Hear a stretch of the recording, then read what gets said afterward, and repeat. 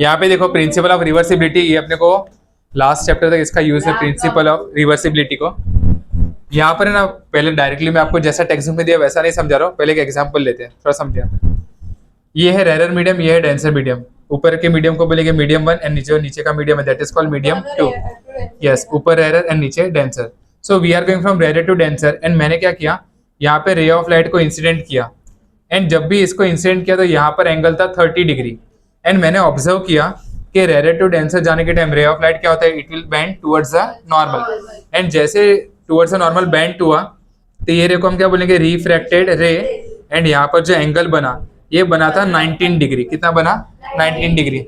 अभी हम लोग देखो क्या कर रहे हैं, यहाँ पर एंगल ऑफ इंसिडेंस कितना था, आई का वैल्यू 30 डिग्री एंड यहाँ पर आर का वैल्यू कितना मिला, 19 डिग्री। ओके, अभी मैंने क्या किया, यहाँ से रे ऑफ लाइट आया, नीचे गया ना, अब सेम मैंने 19 डिग्री से इसको इंसिडेंट किया, तो we are going from now denser medium to rarer medium.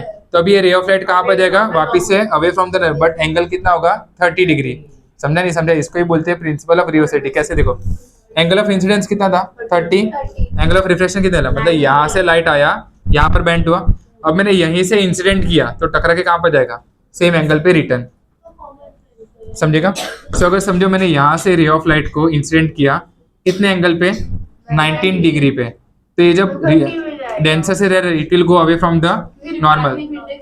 हाँ, तो यहाँ पर कितना बनेगा, 30 डिग्री। समझा।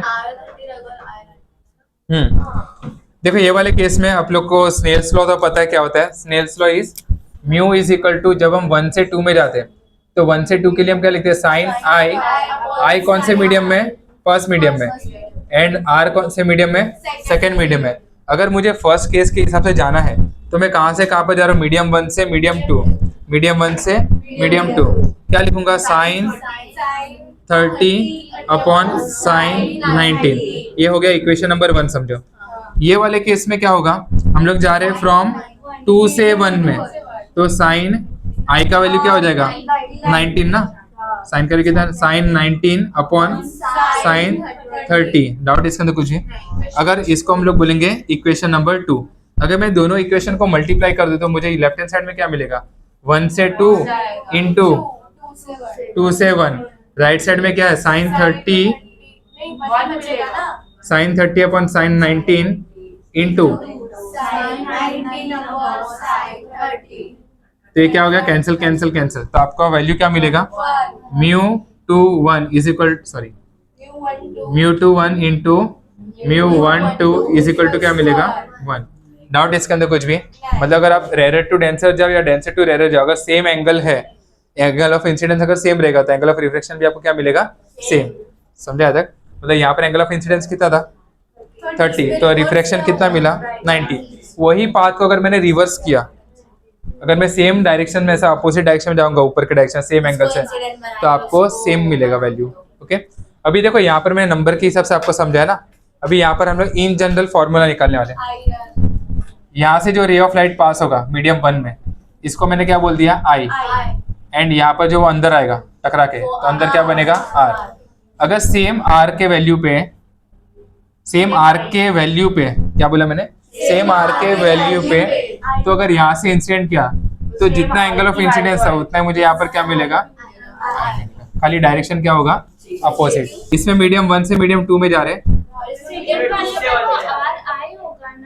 हाँ, बट मैंने वैल्यू बोला, वैल्यू मतलब दोनों का वैल्यू यहाँ पर सेम है। जो यहाँ पर आर का वैल्यू है, यहाँ पर किसका वैल्यू है, आई का। यहाँ पर जो आई का वैल्यू है, यहाँ पर आर का वैल्यू, वैसा। समझा। सो देखो पहले वाले केस के लिए क्या बनेगा, म्यू कहाँ से कहाँ पर जा रहे हैं, 1 से 2, तो कितना होगा यहाँ पर, साइन अपॉन साइन आर। समझा तक। सेकंड केस के लिए क्या होगा, इसको भी नाम दे दे, इक्वेशन नंबर 1। इसमें क्या होगा, कहाँ से कहाँ पर जा रहे हैं, 2 से 1, तो साइन अपॉन साइन आई। समझा, वैल्यू सेम रहेगा। जैसे इधर 19 था ना, 1930 हो गया वैसे, तो ये आर का वैल्यू दोनों की जगह पर क्या रहेगा, सेम। समझा। अगर आप दोनों को वापिस से मल्टीप्लाई कर दे तो क्या मिलेगा, ये दोनों को मल्टीप्लाई करो, mu 1 2 into mu 1 is equal two into,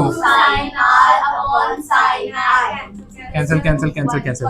so reflected index 1 2 से तो 1 इज इक्वल टू कितना मिलेगा 1। अभी देखो refract index 1 2 is equal to मैं ऐसा लिख सकता हूँ 1 अपॉन, ऐसा लिख सकते हैं। मैं खाली इसको नीचे लिखेगा और कुछ नहीं। नहीं नहीं, यहाँ का जो, हाँ डेंसिटी रहे तो मेरे लिए आई का वैल्यू तो यही रहेगा ना, वैल्यू बोला मैंने। आई के जगह पर मैं क्या लिखूंगा, आर लिखूंगा ना, दिस वैल्यू वैल्यू। अभी देखो ये मैंने क्यों सीखा आपको, फॉर एग्जाम्पल आपको एग्जाम में पूछा है कि refractive index air to glass का वैल्यू होता है 3/2, तो बोलो refractive index from glass to air कितना होगा 2/3। क्यों, बिकॉज ये उल्टा हो गया ना, इसके लिए। एयर टू वाटर भाइयों बहनों 4/3, तो वाटर से एयर में कितना हो जाएगा, मतलब रिवर्स हो रहा है खाली, इतना सही आपको ध्यान में रखना चाहिए। इसको संभाल के रखना बिकॉज आगे अपने को सब जगह पर काम आएगा। डन, यहाँ तक डाउट